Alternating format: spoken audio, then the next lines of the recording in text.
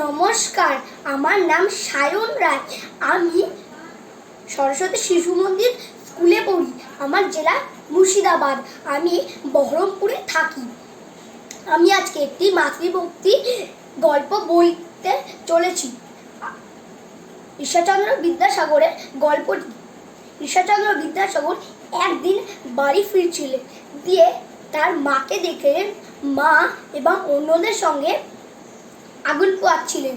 দিয়ে তার মায়ের সঙ্গে মাকে বললেন, ও মা, তুমি তোমার যে একটি শীতের কম্বল আছে ওইটা কেন ব্যবহার করো না? দিয়ে তার মা বললেন, বাবা, অন্যরা আমার কম্বলটা দেখলে ওরা দুঃখী হয়ে যাবে। দিয়ে ঈশ্বরচন্দ্র বিদ্যাসাগর বললেন, মা, তাহলে তুমি সংখ্যাটাই বলে যাও যে কটা লাগবে কম্বল। দিয়ে ঈশ্বরচন্দ্র বিদ্যাসাগর পরের দিন কলকাতায় গেলেন।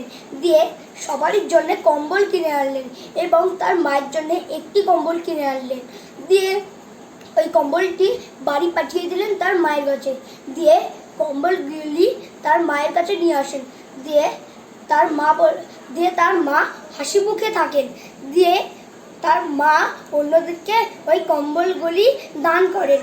নমস্কার, এইটাই ছিল ঈশ্বরচন্দ্র বিদ্যাসাগরের মাতৃভক্তি গল্প। নমস্কার।